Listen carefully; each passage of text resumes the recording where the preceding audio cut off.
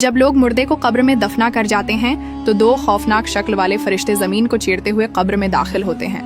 حدیث میں آتا ہے کہ یہ فرشتے منکر نکیر ہیں۔ ان دونوں فرشتوں کے لمبے لمبے دانت، خوفناک سیاہ اور نیلی آنکھیں اور لمبے سیاہ بال ہوتے ہیں۔ یہ دونوں فرشتے انسان کے سامنے اس کے اعمال کے مطابق ظاہر ہوتے ہیں۔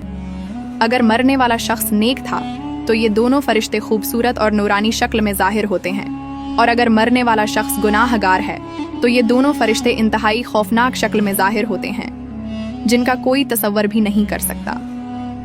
رسول صلی اللہ علیہ وآلہ وسلم نے ارشاد فرمایا، جب میت قبر میں دفن کر دی جاتی ہے تو اس کے پاس نیلی آنکھوں والے دو فرشتے آتے ہیں۔ ایک کا نام منکر اور دوسرے کا نام نکیر ہوتا ہے۔ یہ دونوں فرشتے اس مرنے والے شخص سے سوال کرتے ہیں، تیرا رب کون ہے؟ اگر تو مرنے والا شخص نیک ہو تو وہ جواب دیتا ہے کہ میرا رب اللہ تعالیٰ ہے۔ اس کے بعد دوسرا سوال کیا جاتا ہے کہ تیرا دین کون سا ہے؟ اگر تو مرنے والا شخص نیک ہو تو وہ جواب دیتا ہے کہ میرا دین اسلام ہے۔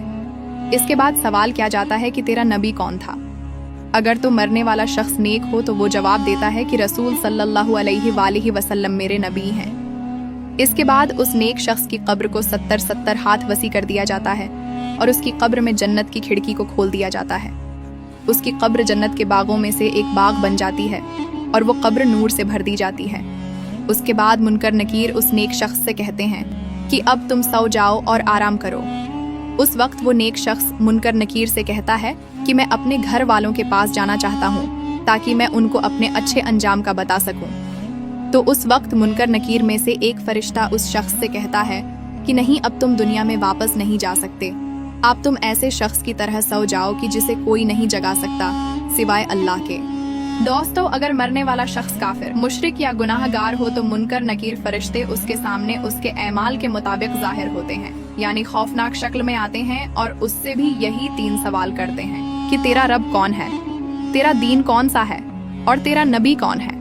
اگر تو مرنے والا شخص کافر، مشرک یا گناہ گار ہوتا ہے تو وہ ان سوالوں کے جواب میں کہتا ہے کہ مجھے اس کے بارے میں کچھ علم نہیں۔ اس کے بعد زمین کو حکم دیا جاتا ہے کہ وہ آپس میں مل جائے، یہاں تک کہ اس مرنے والے شخص کی پسلیاں ایک دوسرے کے اندر پیوست ہو کر ٹوٹ جاتی ہیں، اور اس شخص کی قبر میں جہنم کی کھڑکی کو کھول دیا جاتا ہے اور اس کی قبر کو جہنم کے گڑھوں میں سے ایک گڑھا بنا دیا جاتا ہے، یہاں تک کہ یہ شخص قیامت تک اسی عذاب میں مبتلا رہے گا۔ حدیث میں آتا ہے کہ ان دونوں فرشتوں کے پاس اتنا بڑا ہتھوڑا ہوتا ہے کہ اگر روئے زمین کے تمام انسان اور جنات مل کر بھی اس ہتھوڑے کو اٹھانا چاہیں تو اس کو نہ اٹھا سکیں گے، اور اگر یہ ہتھوڑا کسی گناہگار انسان کو مارا جائے تو اس کا پورا جسم اور ہڈیاں ریزہ ریزہ ہو جائیں۔ دوستو، رسول صلی اللہ علیہ وآلہ وسلم نے ارشاد فرمایا کہ قبر آخرت کی منزلوں میں سے سب سے پہلی منزل ہے۔ اگر کسی شخص نے اس سے نجات حاصل کی تو آگے کا معاملہ آسان ہے، اور اگر کوئی شخص قبر سے نجات حاصل نہ کر سکا تو آگے کا معاملہ اس سے کہیں زیادہ دشوار ہے۔ اللہ تعالیٰ سے دعا ہے کہ اللہ تعالیٰ ہمیں نیک اعمال کرنے کی توفیق عطا فرمائے، ہمیں عذاب قبر سے بچائے اور آخرت میں آپ صلی اللہ علیہ وآلہ وسلم کا جنت میں پڑوس نصیب فرمائے۔ آمین۔